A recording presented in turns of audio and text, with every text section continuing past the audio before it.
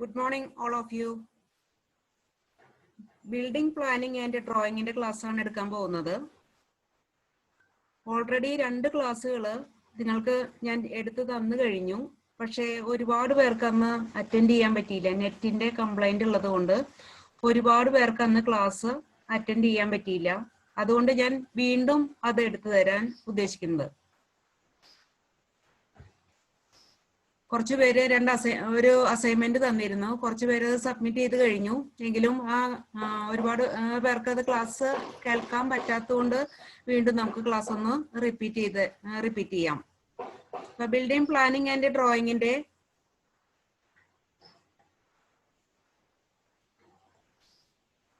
Building planning and drawing എന്ന് വെച്ചാല് എന്താന്നുള്ളത് നിങ്ങൾക്ക് അറിയാം അല്ലേ?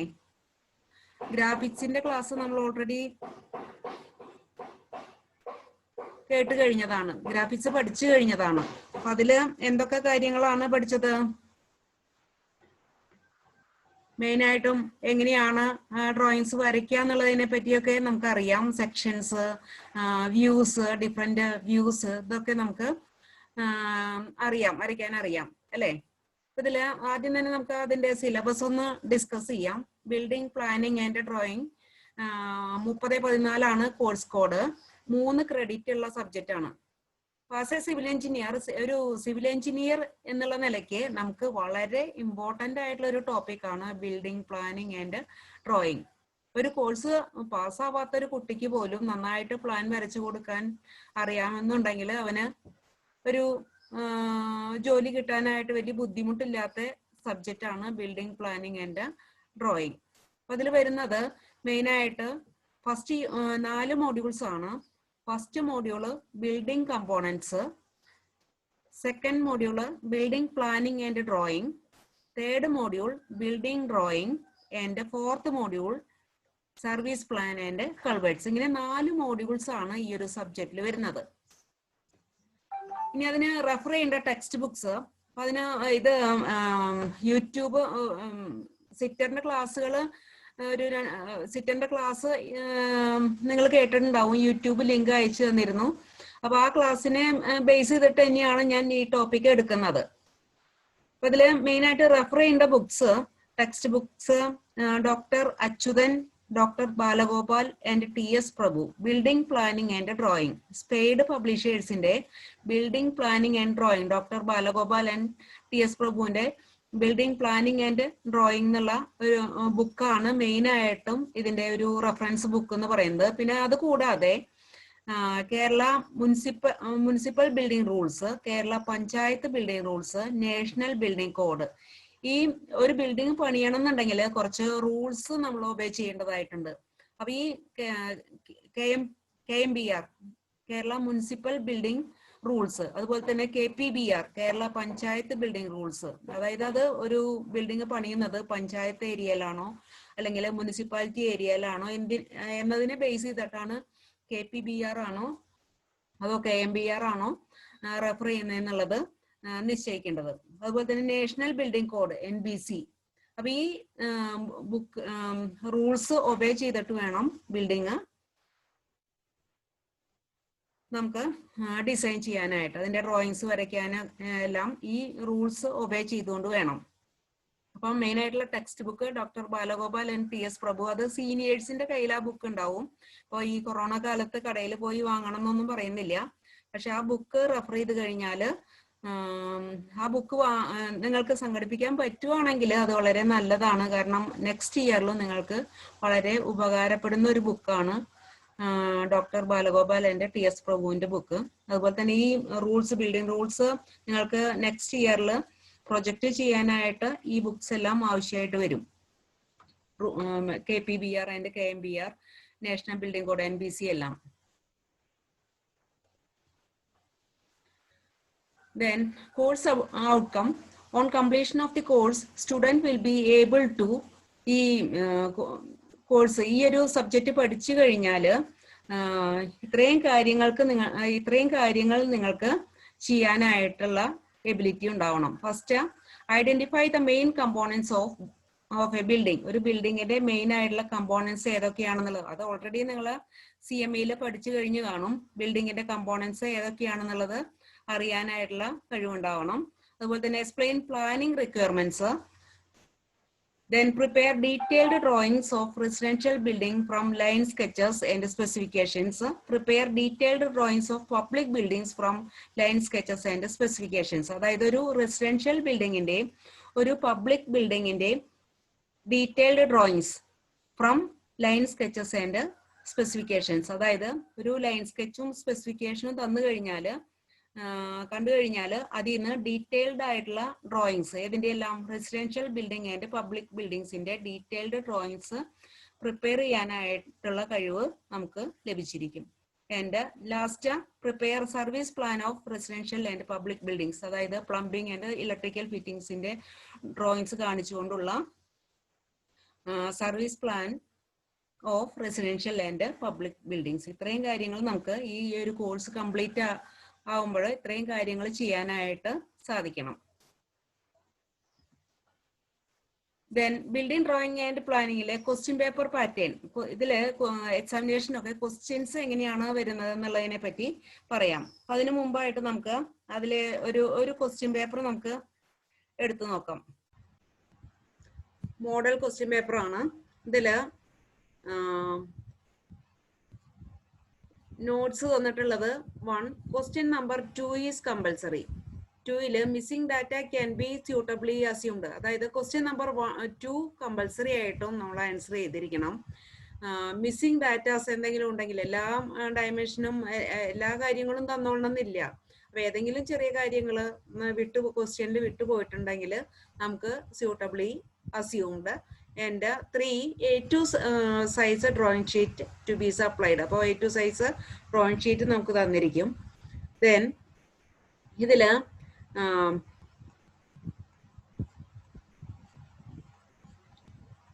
ക്വസ്റ്റ്യൻ പേപ്പറിൽ 6 ക്വസ്റ്റ്യൻസ് ആണ്, മൊത്തം 6 ക്വസ്റ്റ്യൻസ് ആണ് നമുക്ക് തന്നിരിക്കുക.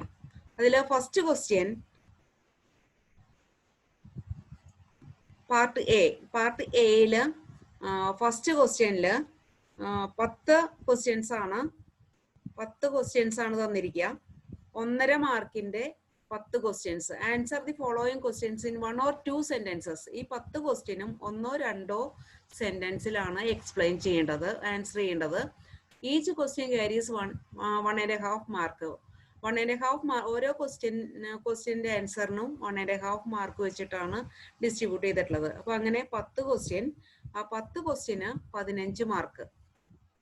ദെൻ പാർട്ട് ബിയില് 5 ക്വസ്റ്റ്യൻസ് ആണ്, മൊത്തം 6 ക്വസ്റ്റ്യൻ. അതിൽ ഫസ്റ്റ് ക്വസ്റ്റ്യൻ 10 എണ്ണം, അതിന് 1.5 മാർക്ക് വെച്ച് 10 ക്വസ്റ്റ്യന് 1.5 മാർക്ക് വെച്ച് 15 മാർക്ക്. ഇനി പാർട്ട് ബി എന്ന് പറയുമ്പോൾ ബാക്കി എത്രയാണ്, 100-ല് 15 മാർക്ക് കഴിച്ചാൽ ബാക്കി 85 മാർക്കിന്റെ ക്വസ്റ്റ്യൻസ് ആണ് പാർട്ട് ബിയിൽ നിന്നും വരിക. അപ്പൊ അതിലെ പാർട്ട് ബിയിൽ തന്നെ ഇതില് ഈ ക്വസ്റ്റ്യൻ പേപ്പറിൽ നോക്കുക. സെക്കൻഡ് ക്വസ്റ്റ്യൻ 2 പാർട്ടായിട്ടാണ് ഇവിടെ കൊടുത്തുള്ളത്, A and B. അപ്പൊ എയിൽ കൊടുത്തുള്ളത് ഇവിടെ ഒരു ക്വസ്റ്റ്യൻ എന്താണ് കൊടുത്തുള്ളത്, prepare the line plan for a residential building to suit for a plot of 25 into 22 meter size based on the rules and regulations of KMBR എന്ന് വെച്ചാൽ Kerala municipality building rules. The total built-up area of the building is 183.5 meter square and should contain the following facilities. അതായത് drawing and dining, bedroom 2 എണ്ണം with attached toilets, kitchen and pantry, വരാന്ത, porch etcetera. A road of 6 meter width passing along the 22 meter side of the plot which is in the east direction. അപ്പൊ ഇത്രയും കാര്യങ്ങൾ നമുക്ക് തന്നിട്ടുണ്ട്. അപ്പൊ എന്താണ് prepare ചെയ്യേണ്ടത്, line plan for a residential building. പ്ലോട്ടിന്റെ സൈസ് 25 into 22 മീറ്റർ, അതായത് ഒരു പ്ലോട്ടിന്റെ സൈസ് തന്നിട്ടുണ്ട്. ബിൽഡിങ്ങിന്റെ ബിൽറ്റപ്പ് ഏരിയ എത്രയാണെന്ന് പറഞ്ഞിട്ടുണ്ട്. ഏതൊക്കെ റൂംസ് ആണ് ആവശ്യമായിട്ടുള്ളത് എന്ന് പറഞ്ഞിട്ടുണ്ട്. അപ്പൊ ഇത് വെച്ച് നമ്മളൊരു ബിൽഡിങ്ങിന്റെ ലൈൻ പ്ലാൻ പ്രിപ്പയർ ചെയ്യണം. അതിന് എത്രയാണ് മാർക്ക് തന്നിട്ടുള്ളത്, 25 മാർക്സ് ആണ്. ആ ക്വസ്റ്റ്യന്റെ മാർക്ക് 25 മാർക്സ് ആണ്. ഇനി ബിയിൽ പറഞ്ഞിട്ടുള്ളത്, ഇത് സെക്കൻഡ് ക്വസ്റ്റ്യനിൽ A and B. അപ്പൊ എയില് 25 മാർക്സിന്റെ ഒരു ക്വസ്റ്റ്യൻ. ദെൻ ബിയില് നമുക്കൊരു ലൈൻ പ്ലാൻ, ഒരു ബിൽഡിങ്ങിന്റെ ലൈൻ പ്ലാൻ തന്നിട്ടുണ്ട്. ഏതൊക്കെ റൂംസ് ആണ്, ഡോർസ്, വിൻഡോസ്, ഇതിന്റെ പൊസിഷൻ ഒക്കെ തന്നിട്ടുണ്ട്. കൂടാതെ ഒരു സെക്ഷൻ ലൈൻ നിങ്ങൾക്ക് അറിയാം അല്ലേ, ഗ്രാഫിക്സിലൊക്കെ പഠിച്ചിട്ടുള്ളതല്ലേ, സെക്ഷൻ എങ്ങനെയാണ് സെക്ഷൻ ചെയ്യാന്നുള്ളതൊക്കെ. അപ്പൊ ഒരു സെക്ഷൻ ലൈൻ എ തന്നിട്ടുണ്ട്. അപ്പം ഈ ബിൽഡിങ്ങില് എന്തൊക്കെയാണ് വരയ്ക്കേണ്ടത്? The line plan in figure 1 gives the arrangement of rooms of a residential building. Prepare its plan. And 2 section along A. Section along AA. അപ്പൊ പ്ലാൻ വരയ്ക്കാൻ പറഞ്ഞാല് ലൈൻ പ്ലാൻ ഓൾറെഡി നമുക്ക് തന്നിട്ടുണ്ട്. അപ്പൊ അതിന്റെ ഡീറ്റെയിൽഡ് പ്ലാൻ വരയ്ക്കണം. വോൾ തിക്നെസ്സും ഡോർസ്, വിൻഡോസ് ഇതെല്ലാം വെച്ചിട്ട് ഡീറ്റെയിൽഡ് ആയിട്ടുള്ള പ്ലാൻ വരയ്ക്കണം. അപ്പൊ ലൈൻ പ്ലാൻ എന്ന് വെച്ചാൽ എന്താണ്? അതിന്റെ ഇൻസൈഡും ഡയമെൻഷൻസ് മാത്രമേ കാണിക്കൂ. അപ്പോൾ വോൾ തിക്നെസ് എല്ലാം വെച്ച് നമുക്ക് ഡീറ്റെയിൽഡ് ആയിട്ടുള്ള പ്ലാൻ വരയ്ക്കണം. Section along section line AA. ഒരു സെക്ഷനും വരയ്ക്കണം, പ്ലാനും വരയ്ക്കണം. അതിന്റെ details, foundation, basement, super structure, അങ്ങനെയുള്ള കാര്യങ്ങളെല്ലാം നമുക്ക് തന്നിട്ടുണ്ട്. അപ്പൊ ഈ ഡീറ്റെയിൽസ് വെച്ചിട്ട് ഈ ലൈൻ പ്ലാൻ തന്നിട്ടുള്ള ഈ ബിൽഡിങ്ങിന്റെ ഡീറ്റെയിൽഡ് പ്ലാനും സെക്ഷനും വരയ്ക്കണം. അതിന് എത്രയാണ് മാർക്ക് കൊടുത്തിട്ടുള്ളത്? 15 + 15 എന്ന് വെച്ചാല് സെക്ഷന് 15 mark, plan 15 mark, total 30 marks. അപ്പൊ ഇതില് സെക്കൻഡ് ക്വസ്റ്റ്യൻ കമ്പൽസറി ആയിട്ടുള്ള ക്വസ്റ്റ്യൻ ആണ്. അപ്പൊ അതില് 25 + 30 55 മാർക്കിന്റെ ക്വസ്റ്റ്യൻ ആണ്. അപ്പോൾ ഫസ്റ്റ് ക്വസ്റ്റ്യൻ 1.5 മാർക്കിന്റെ 10 ക്വസ്റ്റ്യൻ കമ്പൽസറി ആണ്. രണ്ടാമത്തെ ക്വസ്റ്റ്യനും കമ്പൽസറി ആണ്. അതിന് എത്ര മാർക്കാണ്? 30 മാർക്കാണ്. അപ്പൊ 55 മാർക്ക്, 30 + 25 55 മാർക്കാണ്. അപ്പൊ 55 പ്ലസ് ഫസ്റ്റ് ക്വസ്റ്റ്യന്റെ മാർക്ക് 15. അപ്പം 70 മാർക്ക് കമ്പൽസറി ആണ്. ദെൻ മൂന്നാമത്തെ ക്വസ്റ്റ്യൻ കൊടുത്തിട്ടുള്ളത് draw to a suitable scale the elevation and sectional plan of a panelled door. ഒരു പാനൽഡ് ഡോറിന്റെ സെക്ഷണൽ പ്ലാനും എലിവേഷനും വരയ്ക്കുക എന്നുള്ളതാണ് മൂന്നാമത്തെ ക്വസ്റ്റ്യൻ. അതിന്റെ മാർക്ക് നമുക്ക് നോക്കാം. എത്രയാണ് മാർക്ക്? 15 മാർക്കാണ്. ഓർ നാലാമത്തെ ക്വസ്റ്റ്യനില് draw the elevation of a single collar roof showing all details. അപ്പൊ എന്തൊക്കെ അത് വരയ്ക്കാനുള്ള ഡീറ്റെയിൽസ് എല്ലാം നമുക്ക് തന്നിട്ടുണ്ട്. അതിന്റെ മാർക്ക് എത്രയാണ്? 15. അപ്പൊ ഈ ക്വസ്റ്റ്യന്റെ പ്രത്യേകത എന്താണ്? മൂന്നാമത്തെ ക്വസ്റ്റ്യൻ ആൻസർ ചെയ്യുക, ഓർ നാലാമത്തെ ക്വസ്റ്റ്യൻ ആൻസർ ചെയ്യാം. അപ്പം ഇത് ഏതാണോ നിങ്ങൾക്ക് ഈസി ആയിട്ട് കൂടുതൽ പഠിച്ചിട്ടുള്ളത്, ഈസി ആയിട്ട് അറ്റൻഡ് ചെയ്യാൻ പറ്റുന്നത്, അത് അറ്റൻഡ് ചെയ്യാം. ഒന്നുകിൽ മൂന്നാമത്തെ ക്വസ്റ്റ്യൻ അറ്റൻഡ് ചെയ്യാം, അല്ലെങ്കിൽ നാലാമത്തെ ക്വസ്റ്റ്യൻ അറ്റൻഡ് ചെയ്യാം. അപ്പൊ 3ഉം 4ഉം നിങ്ങൾക്ക് നന്നായിട്ട് അറിയാവുന്ന ക്വസ്റ്റ്യൻ ആണെങ്കിൽ ആൻസർ ചെയ്യാൻ സമയം ഉണ്ടെങ്കിൽ ആൻസർ ചെയ്ത് വെച്ച് കഴിഞ്ഞാൽ ഇപ്പം എക്സാമിനേഷൻ എങ്ങനെയാണ് വാല്യൂ ചെയ്യുക? ഏതിനാണോ കൂടുതൽ മാർക്ക് സ്കോർ ചെയ്യുന്നത് ആ ക്വസ്റ്റ്യൻ ആൻസർ ആണ് എടുക്കുക. പക്ഷേ ഡ്രോയിങ്ങിനെ സംബന്ധിച്ചിടത്തോളം ടൈം വലിയൊരു ഫാക്ടറാണ്. അപ്പോൾ സമയം കുറവായതുകൊണ്ട് നിങ്ങൾ എല്ലാ ക്വസ്റ്റ്യനും ഒന്നും ആൻസർ ചെയ്യാൻ നിൽക്കണ്ട. അറിയുന്നതാണെങ്കിൽ പോലും എല്ലാ ക്വസ്റ്റ്യനും ഒന്നും ആൻസർ ചെയ്യണ്ട. ചെയ്യുന്ന ക്വസ്റ്റ്യൻ പെർഫെക്റ്റ് ആയിട്ട് ചെയ്യുക. എല്ലാ ക്വസ്റ്റ്യനും ചെയ്ത് കഴിഞ്ഞാൽ ലാസ്റ്റ് ക്വസ്റ്റ്യൻ ആൻസർ ചെയ്യാൻ ചിലപ്പോൾ സമയം കിട്ടിയെന്ന് വരില്ല. ദെൻ അഞ്ചാമത്തെ ക്വസ്റ്റ്യൻ. അപ്പം മൂന്നാമത്തെ ക്വസ്റ്റ്യനും നാലാമത്തെ ക്വസ്റ്റ്യനും അതിലേതെങ്കിലും ഒന്ന് അറ്റൻഡ് ചെയ്യുക. ദെൻ 15 മാർക്സ് ആണ് അതിന് കൊടുത്തിട്ടുള്ളത്. ദെൻ അഞ്ചാമത്തെ question draw the half section elevation along the centre line of the road of A slab culvert. ഒരു സ്ലാബ് കൾവർട്ടിന്റെ ഡ്രോയിങ് ആണ് അഞ്ചാമത്തെ ക്വസ്റ്റ്യൻ. അതിന് മാർക്ക് എത്രയാണ്? 15 മാർക്കാണ്. ഓർ ആറാമത്തെ question prepare a plumbing layout of figure 1. Figure 1-ല് ഒരു പ്ലാൻ കൊടുത്തിട്ടുണ്ട്. അതിന്റെ പ്ലംബിംഗ് ലേഔട്ട് വരയ്ക്കണം. Showing the water supply and sanitary fixtures. അതാണ് ആറാമത്തെ ക്വസ്റ്റ്യൻ. അതിന് എത്രയാണ് മാർക്ക്? 15 മാർക്ക്. അപ്പം രണ്ടാമത്തെ ക്വസ്റ്റ്യന് 55 മാർക്ക്.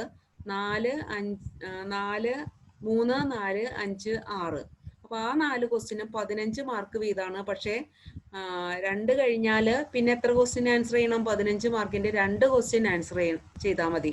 അതിൽ 3 അല്ലെങ്കിൽ 4, 5 അല്ലെങ്കിൽ 6.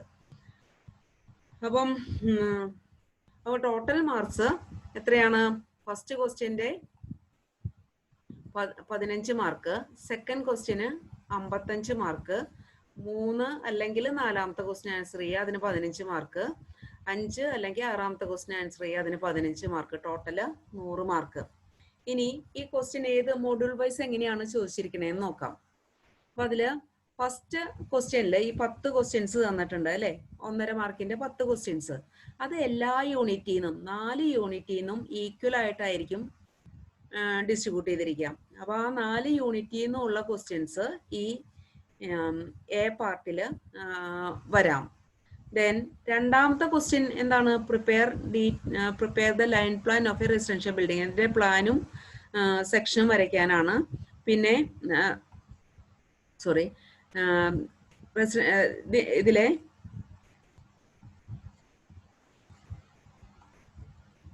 Prepare the line plan requirements തന്നിട്ട് അതിന്റെ ലൈൻ പ്ലാൻ വരയ്ക്കാനാണ് സെക്കൻഡ് ക്വസ്റ്റ്യനിൽ എ. ആൻഡ് ബിയിൽ തന്നിട്ടുള്ളത് എന്താണ്? പ്ലാനും സെക്ഷനും വരയ്ക്കാനാണ്.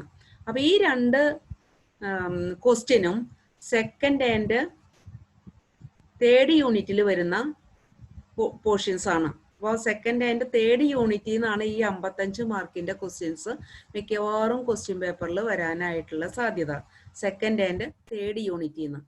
ദെൻ ഇവിടെ ഈ ക്വസ്റ്റ്യൻ പേപ്പറിൽ തന്നിട്ടില്ല. ഇനി മൂന്നാമത്തെ ക്വസ്റ്റ്യൻ നോക്കാം. മൂന്നാമത്തെ ക്വസ്റ്റ്യൻ എന്താണ്? പാനൽഡ് ഡോർ ആണ്. അത് ഏത് യൂണിറ്റിലാണ് വരുന്നത്? പാനൽഡ് ഡോർ വരുന്നത് ഫസ്റ്റ് യൂണിറ്റിലാണ്. പിന്നെ നാലാമത്തെ ക്വസ്റ്റ്യൻ ഏതാണ്? സിംഗിൾ കോളർ റൂഫ് വരുന്നത് ഏതിലാണ്? ഫസ്റ്റ് യൂണിറ്റിലാണ്. കൾവേർട്ട് വരുന്നത് ഏതിലാണ്? നാലാമത്തെ യൂണിറ്റിൽ, അതായത് മൊഡ്യൂളിലാണ്. ആൻഡ് ആറാമത്തെ ക്വസ്റ്റ്യൻ നാലാമത്തെ മൊഡ്യൂളിലാണ്. അപ്പോൾ ഫസ്റ്റ് ക്വസ്റ്റ്യനിലെ ആ 10 ഷോർട്ട് ക്വസ്റ്റ്യൻസ് എല്ലാ യൂണിറ്റിൽ നിന്നും വരാം. സെക്കൻഡ് ക്വസ്റ്റ്യൻ കമ്പൽസറി ആണ്. അത് സെക്കൻഡ് ആൻഡ് തേർഡ് യൂണിറ്റ് മോഡ്യൂളിൽ നിന്നായിരിക്കും വരുന്നത്. Fourth and fifth questions, third and fourth question first യൂണിറ്റിൽ നിന്നായിരിക്കും. And fifth and sixth question fourth മോഡ്യൂളിൽ നിന്നായിരിക്കും വരുന്നത്. അപ്പൊ അങ്ങനെയാണ് ക്വസ്റ്റ്യൻ പേപ്പറിന്റെ ആ പാറ്റേൺ.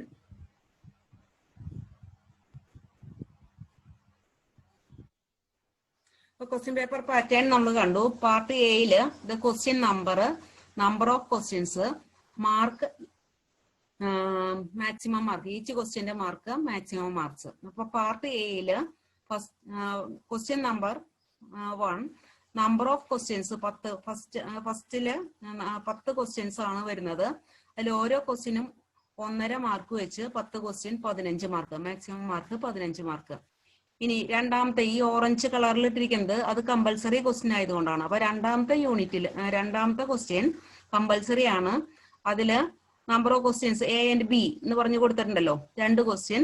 അതില് മാർക്ക് എയില് 25 മാർക്ക്, ബിയില് 15 + 15, മൊത്തം 55 മാർക്ക്.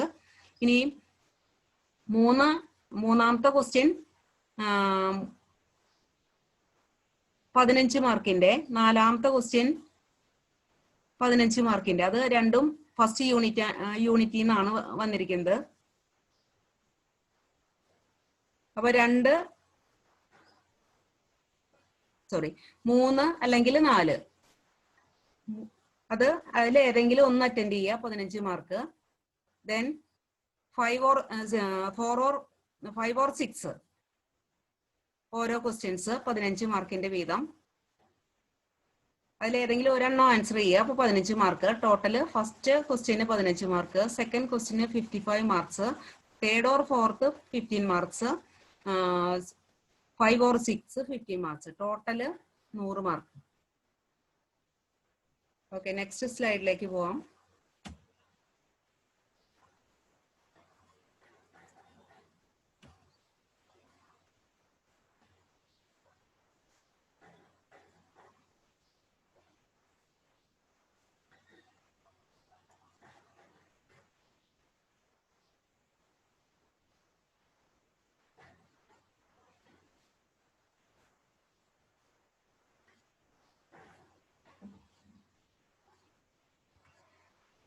ഓക്കെ, അപ്പൊ നിങ്ങൾ ഫസ്റ്റ് സെമ്മിലും സെക്കൻഡ് സെമ്മിലും ഗ്രാഫിക്സ് പഠിച്ചിട്ടുണ്ട്. അപ്പൊ അതിൽ പഠിച്ചിട്ടുള്ള കാര്യങ്ങൾ നെക്സ്റ്റ് സെമ്മിലേക്ക് വരുന്ന ഡ്രോയിങ്ങിന്റെ ഒരു മുൻകൂട്ടി അറിയേണ്ട കാര്യങ്ങളെ പറ്റിയാണ് പഠിച്ചിട്ടുള്ളത്. അപ്പൊ അതിൽ വരുന്ന lettering, numbering and dimensioning. First semester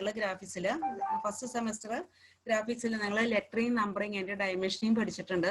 second സെമസ്റ്ററിൽ ഓർത്തോഗ്രാഫിക് പ്രൊജക്ഷൻസ്, ഓബ്ജക്ട്സിന്റെ ഓർത്തോഗ്രാഫിക് പ്രൊജക്ഷൻസ് പഠിച്ചിട്ടുണ്ട്. അപ്പൊ അത് ഇവിടെയും ആവശ്യം വരുന്നതാണ്. അപ്പൊ ഇവിടെ വരുന്ന ഡ്രോയിങ്സിന്റെ ലെറ്ററിങ്ങും നമ്പറിങ്ങും ഡയമെൻഷനിങ്ങും ആസ് പെർ റൂൾസ് പ്രകാരം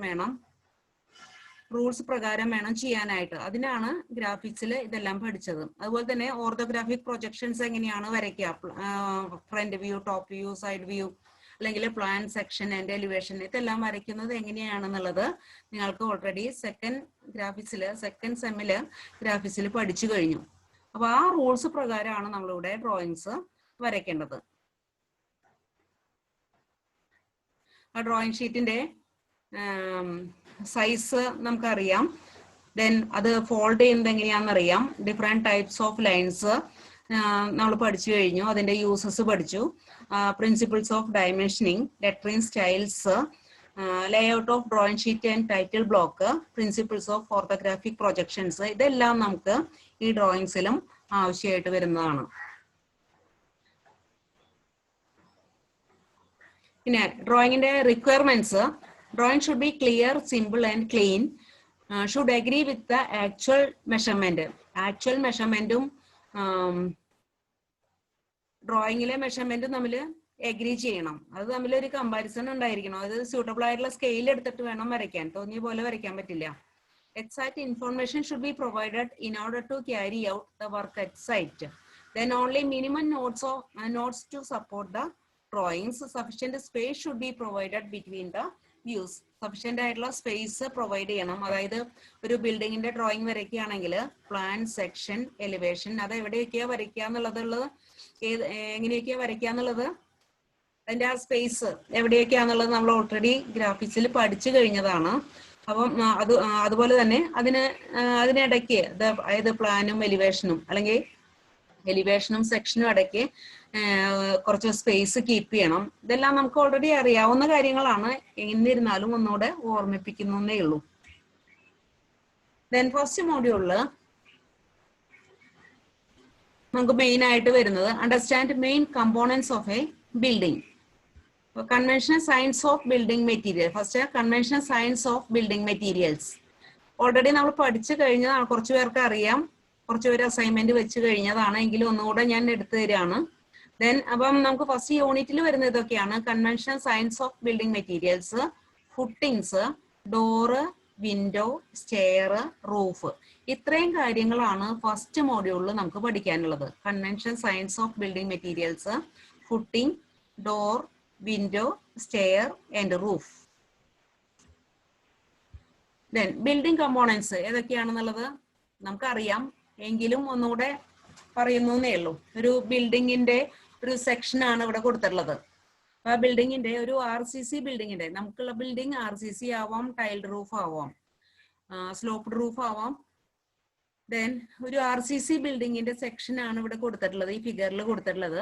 അപ്പൊ അതില് ബിൽഡിങ്ങിന്റെ കമ്പോണൻസ് കാണിക്കാൻ വേണ്ടിയാണ് ഈ ഫിഗർ കൊടുത്തിട്ടുള്ളത്. അപ്പൊ ഏറ്റവും ടോപ്പിൽ വരുന്നത് ഒരു RCC ബിൽഡിങ്ങിന്റെ ഏറ്റവും ടോപ്പിൽ വരുന്നത് കണ്ടോ, എന്താണ്?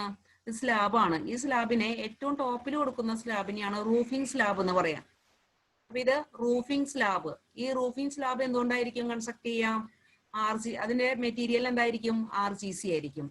ദെൻ ഈ പോർഷൻ എന്താണ് പറയാം?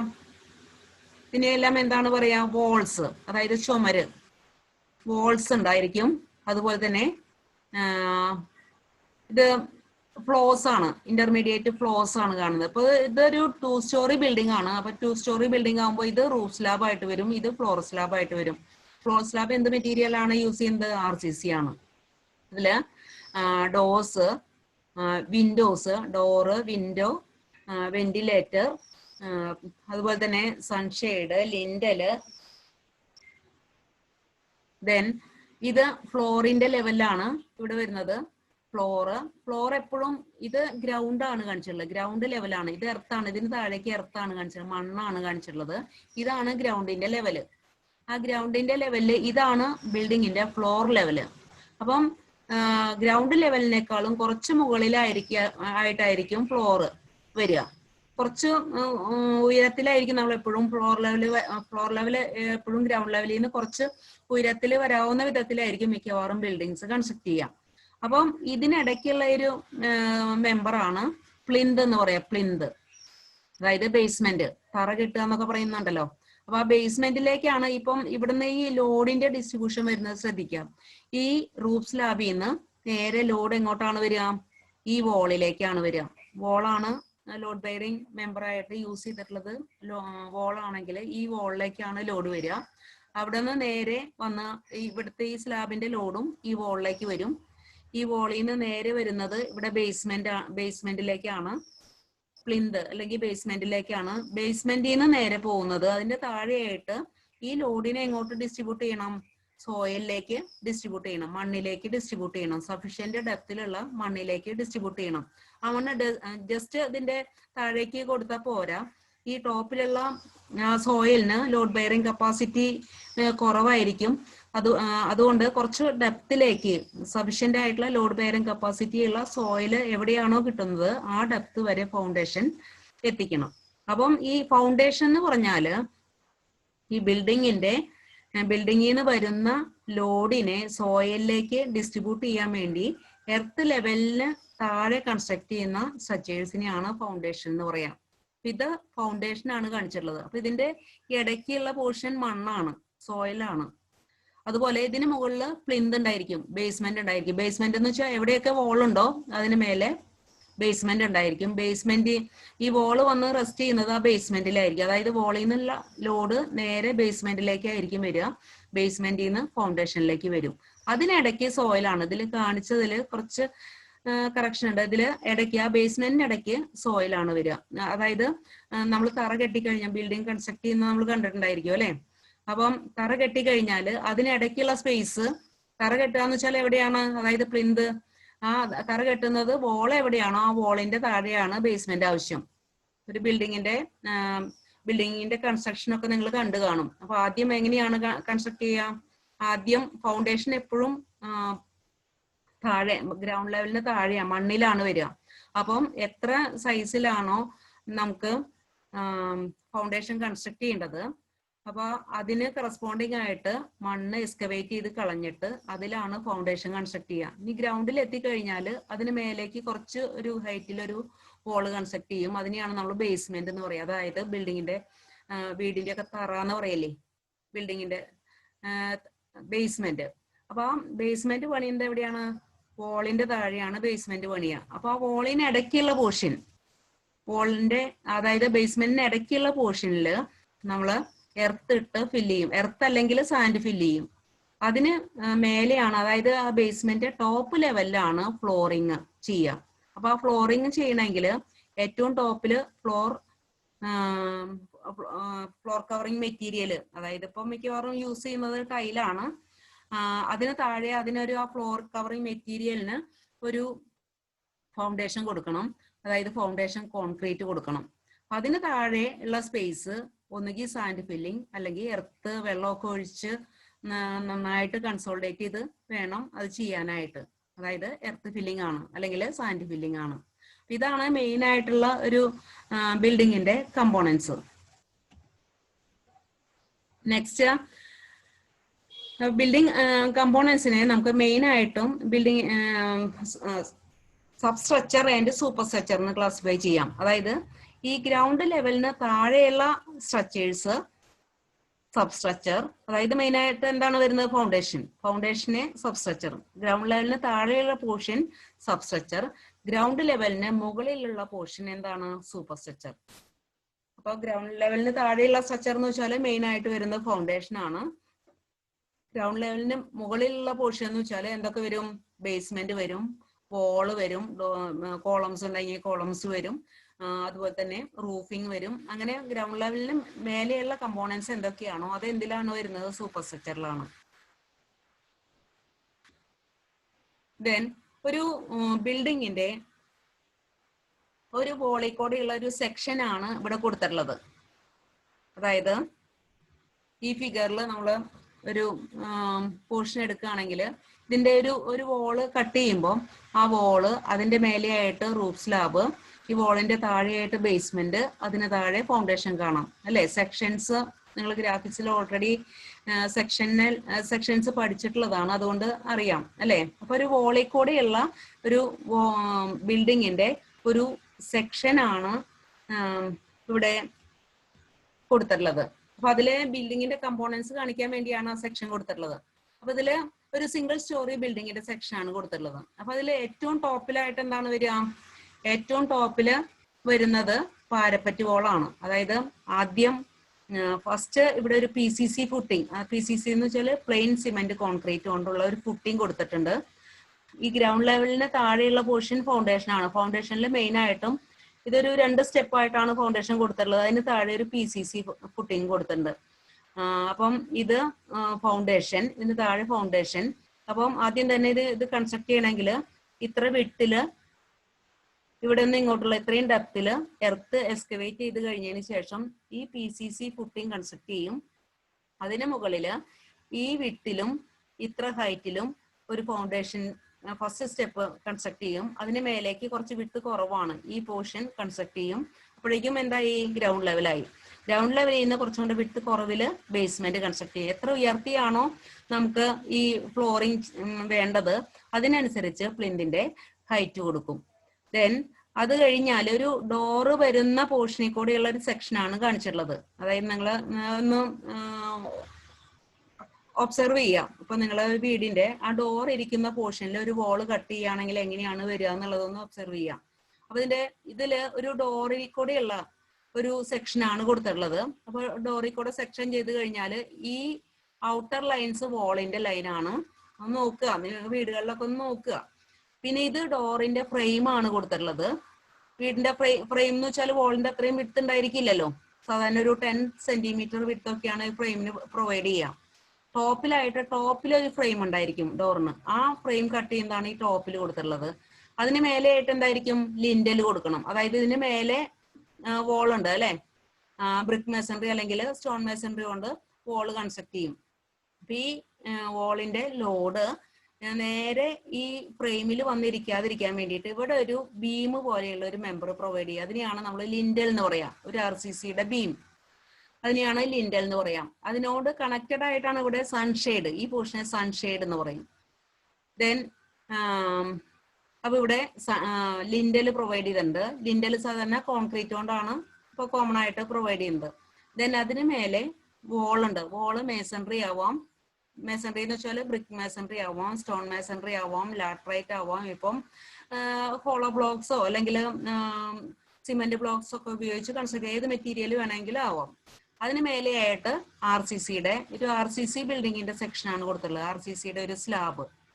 ഇവിടെ ഇതിന് മുകളിൽ കാണിച്ചിട്ടുള്ളത് വെതറിംഗ് കോഴ്സ്. അതായത് ഇത് റൂഫ് സ്ലാബ്, ടോപ്പിലെ സ്ലാബ് ആണെങ്കിൽ ഇതിൽ കൂടെ ചോർച്ച ഒന്നും വരാതിരിക്കാൻ വേണ്ടിയിട്ട്, വെള്ളം പെട്ടെന്ന് മഴ പെയ്യുമ്പോൾ വെള്ളമൊക്കെ പെട്ടെന്ന് ഒലിച്ചു പോകാൻ വേണ്ടിയിട്ട് ഇവിടെ ചെറിയൊരു വെതറിംഗ് കോഴ്സ് കൊടുക്കും. അല്ലെങ്കിൽ ചിലപ്പോൾ ഈ വെതറിംഗ് കോഴ്സ് കൊടുത്തില്ലെങ്കിൽ ചിലപ്പോൾ കുറച്ച് നാൾ കഴിയുമ്പോൾ ഇതിലേക്ക് വെള്ളം ഇറങ്ങിയിട്ട് ചോർച്ച ഉണ്ടാവാനൊക്കെ ആയിട്ടുള്ള സാധ്യതയുണ്ട്. അതുകൊണ്ട് നല്ല പ്ലാസ്റ്റർ ഉപയോഗിച്ചോ അല്ലെങ്കിൽ വാട്ടർ പ്രൂഫിംഗ് മെറ്റീരിയൽ ഉപയോഗിച്ചോ ഇവിടെ ഒരു വെതറിംഗ് കോഴ്സ് പ്രൊവൈഡ് ചെയ്യും. അതിന്റെ എൻഡിലായിട്ട് ഈ സ്ലാബ് ശരിക്കും പ്രാക്ടിക്കലി കൺസ്ട്രക്ട് ചെയ്യുമ്പോൾ ഇത് കുറച്ചും കൂടെ എക്സ്റ്റെൻഡ് ചെയ്തിട്ടാണ് കൺസ്ട്രക്ട് ചെയ്യുക. അതിന്റെ എൻഡിലായിട്ട് ഒരു പാരപ്പറ്റ് വോള് ചെറിയൊരു തിണ്ട്, അതിനെയാണ് പാരപ്പറ്റ് വോൾ എന്ന് പറയാം. ദെൻ ഈ പ്ലിന്ത് ലെവലിന്റെ ബോട്ടത്തിന് പ്ലിന്തിന്റെ ടോപ്പിന് കറസ്പോണ്ടിങ് ആയിട്ടായിരിക്കും ഫ്ലോർ കവറിംഗ് മെറ്റീരിയൽ പ്രൊവൈഡ് ചെയ്യുക. അത് മിക്കവാറും ടൈലോ അങ്ങനെയുള്ള മെറ്റീരിയലൊക്കെയാണ് ഇപ്പൊ നമ്മൾ കോമൺ ആയിട്ട് യൂസ് ചെയ്യുന്നത്. അപ്പൊ അതിനൊരു ഫൗണ്ടേഷൻ വേണമല്ലോ. അത് സാധാരണ കോൺക്രീറ്റിന്റെ ആണ് ഫൗണ്ടേഷൻ കൊടുക്കുക. അപ്പൊ അതിന് താഴെ മണ്ണിട്ട് ഫില്ല് ചെയ്യണം. അതായത് ഞാൻ നേരത്തെ പറഞ്ഞു, ബേസ്മെന്റ് വോളിന് താഴെ ഫൗണ്ടേഷൻ കൺസ്ട്രക്ട് ചെയ്ത് കഴിഞ്ഞ് ബേസ്മെന്റ് കൺസ്ട്രക്ട് ചെയ്യും. അപ്പൊ ആ വോളിന് താഴെ മാത്രമാണ് ഈ ബേസ്മെന്റുകൾ കൺസ്ട്രക്ട് ചെയ്യുന്നത്. അപ്പൊ അതിന് ഇടയ്ക്കുള്ള പോർഷൻ മണ്ണിട്ട് ഫില്ല് ചെയ്യണം. എന്നിട്ട് അതിന്റെ ടോപ്പിലാണ് ഒരു ലെയർ കോൺക്രീറ്റ് ഇട്ടിട്ട് അതിന് മേലെയാണ് ഫ്ലോർ കവറിംഗ് മെറ്റീരിയൽ ടൈലൊക്കെ ഇടുന്നത്. അപ്പൊ ഇതിന്ന് നമുക്ക് ഫ്ലോർ കവറിംഗ് ബിൽഡിങ്ങിന്റെ കമ്പോണൻസ് ഏതൊക്കെയാണെന്നുള്ളത് മനസ്സിലാക്കാൻ പറ്റും. അതുപോലെ തന്നെ ഈ ബേസ്മെന്റ് ടോപ്പ്, അതായത് ഫ്ലോർ ലെവല് ഗ്രൗണ്ട് ലെവലിനേക്കാളും കുറച്ച് ഉയർന്നിട്ടായിരിക്കും. അതുകൊണ്ട് നമുക്ക് ഈ ഫ്ലോറിൽ നിന്ന് താഴേക്ക് ഇറങ്ങാനായിട്ട് സ്റ്റെപ്സ് പ്രൊവൈഡ് ചെയ്യണം. ഇനി ഇവിടെ ഡാം പ്രൂഫ് കോഴ്സ് എന്ന് കാണിച്ചിട്ടുണ്ട്. അതായത് ഈ ഗ്രൗണ്ടിൽ നിന്ന് വെള്ളം ചിലപ്പോഴും ഈ ഉറവയൊക്കെ ഉണ്ടാകുമ്പോൾ ഈ നേരെ വോളിലേക്ക് കയറാനായിട്ട് നനവടിക്കാനൊക്കെ ആയിട്ടുള്ള സാധ്യതയുണ്ട്. അതുകൊണ്ട് ഈ ഒരു ലെവലില്, അതായത് ബേസ്മെന്റിന്റെ ടോപ്പില് ഒരു dam proof course, water proofing material ഒക്കെ യൂസ് ചെയ്തിട്ട് ഒരു DPC അല്ലെങ്കിൽ ഇപ്പൊ മിക്കവാറും ഒരു കോൺക്രീറ്റിന്റെ പ്ലിന്ത് ബീമൊക്കെയാണ് കൺസ്ട്രക്ട് ചെയ്യുന്നത്. അതൊരു എന്താ മിക്കവാറും കൺസ്ട്രക്ഷൻ എല്ലാം ഇവിടെ ഒരു തറ കെട്ടി കഴിഞ്ഞാൽ അതിന് ടോപ്പിലായിട്ട് പ്ലിന്ത് ബീം കൺസ്ട്രക്ട് ചെയ്യാറുണ്ട്. അതിന്റെ ആവശ്യമൊന്നുമില്ല, പ്ലിന്ത് ബീമിന്റെ ആവശ്യമൊന്നുമില്ല, എങ്കിലും അതാണ് ഇപ്പം ഒരു ട്രെൻഡ് എന്ന് പറയാം. അപ്പോൾ DPC, അപ്പം കോൺക്രീറ്റ് കൊടുക്കാം, പ്ലാസ്റ്റർ കൊടുക്കാം, വാട്ടർ പ്രൂഫിംഗ് മെറ്റീരിയൽ ഒക്കെ ഉപയോഗിച്ചിട്ട് ഇവിടെ ഒരു ലെയർ പ്രൊവൈഡ് ചെയ്യാം. അതിനെയാണ് ഡാം പ്രൂഫ് കോഴ്സ് എന്ന് പറയാം. ഇതാണ് ഒരു വോളിന്റെ സെക്ഷൻ ആണ്. ഇവിടെ ബിൽഡിങ്ങിന്റെ കമ്പോണൻസ് ഏതൊക്കെയാണെന്ന് കാണിക്കാൻ വേണ്ടിയിട്ട് ഒരു സെക്ഷൻ കാണിച്ചിരിക്കുന്നതാണ്.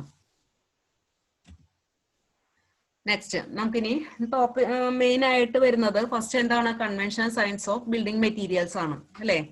അപ്പം എന്തൊക്കെയാണ് കൺവെൻഷണൽ സയൻസ്, എന്തിനാണ് അത് യൂസ് ചെയ്യുന്നത് എന്നുള്ളത് നോക്കാം. ഓൾറെഡി കുറെ പേരൊക്കെ അസൈൻമെന്റ് ചെയ്ത് അയച്ചു തന്നു കഴിഞ്ഞു. അപ്പോൾ ചെയ്യാത്തവര് പ്രത്യേകം ശ്രദ്ധിക്കുക. അപ്പൊ convention signs of building materials, അപ്പൊ convention signs of building materials കുറെ ബിൽഡിംഗ് മെറ്റീരിയൽസിന്റെ കൺവെൻഷൻ സയൻസ്, അതായത് നമ്മൾ ഗ്രാഫിക്സിൽ പഠിച്ചു, സെക്ഷണൽ വ്യൂസ് ഒക്കെ കാണിക്കുമ്പോൾ ഓരോ മെറ്റീരിയലും ഏതാണെന്നുള്ളത് അറിയാൻ വേണ്ടിയിട്ട് ഓരോ സിമ്പൽ കൊടുത്തു അല്ലെ. അപ്പൊ ഈ ഇതിൽ തന്നെ ഈ ഒരു സെക്ഷനിൽ തന്നെ നമ്മൾ പല മെറ്റീരിയലിനും പല സിമ്പിൾസ് ആണ് കാണിച്ചിട്ടുള്ളത് അല്ലെ. അപ്പൊ ഇവിടെ ഇത് PCC കോൺക്രീറ്റ്, ഇത് ശരിക്കും കോൺക്രീറ്റിന്റെ കൺവെൻഷൻ സൈൻ അല്ല കാണിച്ചിട്ടുള്ളത് ഇവിടെ. എങ്കിൽ ഇവിടെ ഫൗണ്ടേഷൻ കോൺക്രീറ്റ് എന്ന് പറയാതെ തന്നെ ഇത് കോൺക്രീറ്റ് ആണെന്നുള്ളത് നമുക്ക് അറിയണം. അതുപോലെ തന്നെ RCC, ഇത് ഈ സ്ലാബ് കോൺക്രീറ്റ് കൊണ്ടാണ് കൺസ്ട്രക്ട് ചെയ്തിട്ടുള്ളതെന്ന് അറിയണമെങ്കിൽ അവിടെ ആ കോൺക്രീറ്റിന്റെ സിമ്പിൾ കാണിച്ചാൽ മതി, കൺവെൻഷൻ സൈൻ കാണിച്ചാൽ മതി. ലിൻഡല്, സൺഷെയ്ഡ് ഇതെല്ലാം കോൺക്രീറ്റ് കൊണ്ടാണ്, RCC കൊണ്ടാണ് കൺസ്ട്രക്ട് ചെയ്യാം. അപ്പൊ ആ കോൺക്രീറ്റിന്റെ കൺവെൻഷൻ സൈൻ കാണിച്ചു കഴിഞ്ഞാൽ നമുക്കറിയാം അത് കോൺക്രീറ്റ് ആണെന്നുള്ളത്. അപ്പൊ ഇവിടെ കോൺക്രീറ്റിന്റെ കൺവെൻഷൻ സൈൻ കാണിക്കണം. ഇപ്പൊ ഇവിടെ റബിൾ മേസൺറി, ഇതിപ്പോ കൺവെൻഷൻ സൈൻ അല്ല കാണിച്ചിട്ടുള്ളത്. അപ്പൊ ഇത് ബ്രിക്ക് മേസൺറി ആവാം, റബിൾ മേസൺറി ആവാം അല്ലെ. അപ്പൊ ആ മെറ്റീരിയലിനനുസരിച്ച് ഇവിടെ ഇതിന്റെ കൺവെൻഷൻ സൈൻ കാണിക്കണം. ഇത് നമുക്കറിയാം, ഇത് സ്റ്റെപ്പ് ഇവിടെ കാണിച്ച പോലെയല്ല ഇവിടെ കാണിച്ചിട്ടുള്ളത് അല്ലെ. ഇത് ബ്രിക്ക് മേസൺറിയുടെ സിമ്പിൾ ആണ്, കൺവെൻഷൻ സൈൻ ആണ്. ഈ വോള് കാണിച്ചിരിക്കുന്നുണ്ടോ, എർത്ത്. അപ്പൊ ഓരോ മെറ്റീരിയലും സെക്ഷനിൽ ഓരോ മെറ്റീരിയലും ഏതാണെന്നുള്ളത് കാണിക്കണമെങ്കിൽ അതിന് വേണ്ടിയാണ് നമ്മൾ കൺവെൻഷൻ സയൻസ് യൂസ് ചെയ്യുന്നത്. അതായത് ഇപ്പൊ സാധാരണ യൂസ് ചെയ്യുന്ന കൺവെൻഷൻ സയൻസ് വുഡ്, അതായത് മരം. ഒരു മെറ്റീരിയൽ മരമാണെന്ന് കാണിക്കണം എന്നുണ്ടെങ്കിൽ ഇതുപോലെ ചെയ്താൽ മതി, അതിന്റെ സെക്ഷനിൽ ഇതേപോലെ ഷെയ്ഡ് ചെയ്താൽ മതി.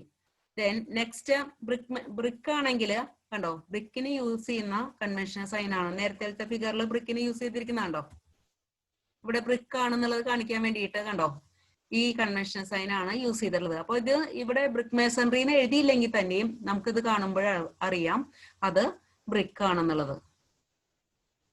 അപ്പൊ ബ്രിക്കിന്റെ കൺവെൻഷൻ സൈൻ ആണിത്. നെക്സ്റ്റ് ഇത് RCC. ഇപ്പൊ ഇത് സെക്ഷൻ, ഈ ഒരു സെക്ഷൻ ചെയ്യുമ്പോൾ ഈ സ്ലാബിന്റെ മെറ്റീരിയൽ RCC ആണെന്ന് അറിയണമെങ്കിൽ ഇതേപോലെ കൺവെൻഷൻ സൈൻ കൊടുക്കണം. കോൺക്രീറ്റിന് കൊടുക്കുന്ന കോൺക്രീറ്റ് PCCക്കും RCCക്കും ഒരേ കൺവെൻഷൻ സൈൻ ആണ് കൊടുക്കുന്നത്. അപ്പൊ RCCക്ക് കൊടുക്കുന്ന കൺവെൻഷൻ സൈൻ ആണിത്. ദെൻ നെക്സ്റ്റ്, അപ്പൊ ഇവിടെ ഒരു ബിൽഡിംഗ് മെറ്റീരിയൽ നേരത്തെ പറഞ്ഞ പോലെ ഇത് കണ്ടോ PCC, ഇത് എന്തിന്റെ കൺവെൻഷൻ സൈൻ ആണ്, ഇത് കോൺക്രീറ്റിന്റെ കൺവെൻഷൻ സൈൻ ആണ്. ഇതെന്താണ്, ഇത് ബ്രിക്കിന്റെ കൺവെൻഷൻ സൈൻ ആണ് കണ്ടോ. അപ്പൊ ഇത് നമുക്ക് എഴുതിയില്ലെങ്കിൽ തന്നെ, ബ്രിക്ക് മേസൺറിന്ന് എഴുതിയില്ലെങ്കിൽ തന്നെ നമുക്ക് അറിയാൻ പറ്റും. ഈ കൺവെൻഷൻ സൈൻ കണ്ടു കഴിഞ്ഞാൽ നമുക്ക് അറിയാൻ പറ്റും ഈ ഇതിന്റെ ഫൗണ്ടേഷനും ബേസ്മെന്റും വോളും ബ്രിക്ക് മേസൺറി കൊണ്ടാണ് കൺസ്ട്രക്ട് ചെയ്തിട്ടുള്ളതെന്ന് അറിയാൻ പറ്റും. അതുപോലെ തന്നെ ഈ ഫുട്ടിങ് കണ്ടോ, ഫുട്ടിങ് കാണുമ്പോൾ നമുക്കറിയാം അത് ഈ സൈനും ഇതും ഒരേപോലെയല്ല അല്ലെ. അപ്പൊ ഇത് ഏതിന്റെ സൈൻ ആണ്, ഇത് കോൺക്രീറ്റിന്റെ കൺവെൻഷൻ സൈൻ ആണ്. അപ്പൊ ഇത് കാണുമ്പോൾ, ഈ സെക്ഷൻ കാണുമ്പോൾ നമുക്കറിയാം ഈ ഒരു ഫുട്ടിങ് കൺസ്ട്രക്ട് ചെയ്തിട്ടുള്ളത് ഏത് മെറ്റീരിയൽ യൂസ് ചെയ്തിട്ടാണ്, കോൺക്രീറ്റ് കൊണ്ടാണ് ഇത് കൺസ്ട്രക്ട് ചെയ്തിട്ടുള്ളതെന്ന് അറിയാൻ സാധിക്കും. ഇതാണ് കൺവെൻഷൻ സയൻസിന്റെ പർപ്പസ്. അപ്പൊ നമുക്ക് കുറച്ച് കൺവെൻഷൻ സയൻസ് പഠിക്കാനുണ്ട്. അപ്പൊ ബ്രിക്ക് മേസൺറിയുടെ കൺവെൻഷൻ സൈൻ ഡബിൾ ലൈൻ ആണ് ഇതിന് യൂസ് ചെയ്യുക. ആദ്യം ഡബിൾ ലൈൻ വരയ്ക്കുക. 45 ഡിഗ്രി ഇൻക്ലിനേഷനിലാണ് ഇത് വരയ്ക്കേണ്ടത്. 45 ഡിഗ്രി ഇൻക്ലിനേഷനിൽ ഡബിൾ ലൈൻസ് ആണ് വരയ്ക്കേണ്ടത്. ആദ്യം ഡബിൾ ലൈൻ വരയ്ക്കുക, കുറച്ച് അടുപ്പിച്ച് വരയ്ക്കുക. അത് കഴിഞ്ഞ് കുറച്ച് സ്പേസിംഗിൽ വേണം അടുത്ത ഡബിൾ ലൈൻ വരയ്ക്കാനായിട്ട്. ആ സ്പേസിംഗ് എല്ലാം കറക്റ്റ് ആയിരിക്കണം. ഈ ലൈൻസ് തമ്മിലുള്ള സ്പേസിങ്ങും ഈ ഡബിൾ ലൈൻസ് തമ്മിലുള്ള സ്പേസിങ്ങും ഒരേപോലെ ആയിരിക്കണം. അപ്പൊ ഇത് ബ്രിക്ക് മേസൺറി കൊണ്ടുള്ള കൺസ്ട്രക്ഷൻ, അത് ആ മെറ്റീരിയൽ ബ്രിക്ക് ആണെന്ന് അറിയാൻ വേണ്ടിയിട്ട് ഈ ഒരു കൺവെൻഷൻ സൈൻ ആണ് യൂസ് ചെയ്യുന്നത്. ഇനി എർത്തിന്റെ കാണിക്കാൻ വേണ്ടിയിട്ട് ഇതേപോലെയാണ് കൺവെൻഷൻ സൈൻ. കോൺക്രീറ്റിന്റെ റെയിൻഫോഴ്സ്ഡ് കോൺക്രീറ്റും അതുപോലെ തന്നെ ഇവിടെ പ്ലെയിൻ കോൺക്രീറ്റ് ആണെങ്കിലും ഒരേപോലെയാണ് കൺവെൻഷൻ സൈൻ കൊടുത്തിട്ടുള്ളത്. കോൺക്രീറ്റിന്റെ കൺവെൻഷൻ ഈ റെയിൻഫോഴ്സ്ഡ് കോൺക്രീറ്റിന്റെ കൺവെൻഷൻ സൈൻ, റെയിൻഫോഴ്സ്ഡ് കോൺക്രീറ്റിന്റെ കൺവെൻഷൻ സൈൻ, ഇത് കോൺക്രീറ്റിന്റെ കൺവെൻഷൻ സൈൻ. ഇത് സ്റ്റീല്, കോപ്പർ, അലൂമിനിയം ഒരു മെറ്റീരിയൽ നമ്മൾ സെക്ഷൻ ചെയ്യുമ്പോൾ സ്റ്റീല്, കോപ്പർ, അലൂമിനിയം തുടങ്ങിയ മെറ്റീരിയൽസിന് ഇതുപോലെയാണ്. ഇത് ഈ ഡിസ്റ്റൻസ് സ്പേസിങ് ഈക്വൽ ആയിരിക്കണം. 45 സാധാരണ 45 ഡിഗ്രി ഇൻക്ലിനേഷനിലാണ് ഈ ലൈൻ വരയ്ക്കുന്നത്. അപ്പൊ ഈ മെറ്റീരിയലിന്റെ സ്റ്റീല്, കോപ്പർ, അലൂമിനിയം തുടങ്ങിയ മെറ്റീരിയൽ ആണെങ്കിൽ ഇതേപോലെയാണ് കൺവെൻഷൻ സൈൻസ് കാണിക്കേണ്ടത്. ഇത് സ്പെഷ്യൽ ബ്രിക്ക്, റോക്ക്, പ്ലാസ്റ്ററിംഗ് ആണെങ്കിൽ ഇതേപോലെ കാണിക്കണം. Then lead, zinc, stoneware, marble, porcelain etcetera. Then hard core, then partition block, ഗ്ലാസിന്റെ convention sign, fibre board, insulation board, ഇതിനെല്ലാം ഇതേപോലെയാണ് കാണിക്കേണ്ടത്. Then cast stone, natural stone, then concrete, asbestos, felt, wood. അപ്പൊ ഇത്രയും convention science കുറച്ച് പേര് already വരച്ച് കഴിഞ്ഞു. അസൈൻമെന്റ് ആയിട്ട് ഞാൻ തന്നിരുന്നു. അപ്പൊ നേരത്തെ ഞാൻ പറഞ്ഞിരുന്നു ഒരു A4 സൈസ് ഉള്ള നോട്ട്ബുക്കിൽ ഇതെല്ലാം വരച്ചു വെക്കുക. അപ്പൊ ഫസ്റ്റ് ഫിഗർ ഇതാണ്, കൺവെൻഷൻ സയൻസ് ആണ് ബുക്കിൽ വരയ്ക്കുക. ഞാൻ ചോദിക്കുമ്പോൾ അത് അയച്ചു തരേണ്ടി വരും. ദെൻ ഇനി conventional symbols to indicate doors, windows, their fixing, movement of shutters, etc. To indicate doors, windows, their fixing, movement of shutters, etc. അതായത് ഡോർസ്, വിൻഡോസ്, അതിന്റെ ഫിക്സിങ്, പിന്നെ മൂവ്മെന്റ് ഓഫ് ഷട്ടേഴ്സിന്റെ മൂവ്മെന്റ്. അതുപോലെ തന്നെ to indicate positions of furniture on drawing room, bedroom, suitable symbols are used. അതായത് ഇപ്പം doors, Windows, അതിന്റെ ഫിക്സിങ്സ് ഒക്കെ കാണിക്കണം. അതുപോലെ തന്നെ ഷട്ടേഴ്സിന്റെ മൂവ്മെന്റ്, അതായത് ഡോറൊക്കെ ഡോർസ്, വിൻഡോസ് ഇതൊക്കെ ഓപ്പൺ ചെയ്യുമ്പോൾ ഏത് ഡയറക്ഷനിലേക്കാണ് ഓപ്പൺ ചെയ്യണത്, അതിന്റെ ആ മൂവ്മെന്റ്. അതുപോലെ തന്നെ ഈ റൂംസിലൊക്കെ ഇപ്പം ഒരു ഡൈനിങ് റൂം ആണെങ്കിൽ ഡൈനിങ് ടേബിൾ എങ്ങനെ അറേഞ്ച് ചെയ്യണം, ഒരു ഫ്രിഡ്ജ് എങ്ങനെ അറേഞ്ച് ചെയ്യണം, ബെഡ്റൂം ആണെങ്കിൽ ബെഡ് എങ്ങനെ അറേഞ്ച് ചെയ്യണം, ടേബിൾസ് എങ്ങനെ അറേഞ്ച് ചെയ്യണം, ഇങ്ങനെ ആ ഫർണിച്ചേഴ്സ് എല്ലാം ഒരു ഡ്രോയിങ് റൂമിൽ സോഫ ഇതെല്ലാം സെറ്റ് ചെയ്തെല്ലാം എങ്ങനെ അറേഞ്ച് ചെയ്യണം, അതിനെല്ലാം നമ്മൾ സിമ്പിൾസ് യൂസ് ചെയ്യും. ദെൻ ഇതിൽ കൊടുത്തിട്ടുള്ളത് വാട്ടർ സപ്ലൈ ആൻഡ് സാനിറ്ററി ഫിച്ചേഴ്സിന്റെ, അതായത് tap, wash basin, water closet, urinals, kitchen, sink, shower, ഇതിന്റെയൊക്കെ ഫിറ്റിംഗ്സ് ആണ്. ഒരു ബിൽഡിംഗ് ആകുമ്പോൾ അതിന്റെ ഡ്രോയിങ്സ് കൊടുക്കുമ്പോൾ ഇതെല്ലാം കാണിക്കണം. അതുപോലെ തന്നെ electrical fittings, lamp, switch, power, socket, fan, ഇതെല്ലാം കാണിക്കണം. അതിന്റെ എല്ലാം പൊസിഷൻസ് ആണ് ഡ്രോയിങ്സിൽ കൊടുത്തിട്ടുള്ളത്. അപ്പൊ അതിനെല്ലാം ഒരു പ്രത്യേക സിമ്പിൾസ് കൊടുക്കണം. അപ്പൊ പ്ലംബിംഗ് ഫിസ്റ്റേഴ്സിന്റെ സിമ്പിൾസ് ആണ് ഇവിടെ കൊടുത്തിട്ടുള്ളത്. ദെൻ ഇതിൽ ഒരു റൂമിൽ എങ്ങനെയൊക്കെയാണ് ഫാന്, ലാമ്പ് ഇതെല്ലാം എങ്ങനെയൊക്കെയാണ് അറേഞ്ച് ചെയ്യാന്നുള്ളതും ഏതൊക്കെയാണെന്നുള്ളതും ഇവിടെ കൊടുത്തിട്ടുണ്ട്. അതുപോലെ തന്നെ